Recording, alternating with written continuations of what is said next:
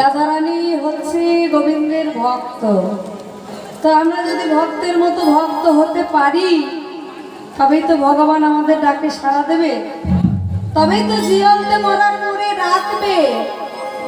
আমরা তো ডাকতে পারি না, ডাকার মতো করে ডাক আমরা জানি না। অনেকের বাড়িতে ছোট্ট গোপাল আছে, সেই ছোট্ট গোপালকে যদি আমরা খাওয়াবার মতো খাওয়াতে পারি, তাই না, তবেই তো গোপাল খাবে। আসুন আমরা সবাই মিলে একটা মীরার ভজন আস্বাদন করি। এই গোপালকে খাওয়ানো, গোপালকে শোয়ানোর কথা আমরা একটু আস্বাদন করি। সবাই মিলে বলতে হবে করতালি দিয়ে, অচ্যুতম কেশবম কৃষ্ণ দামোদরম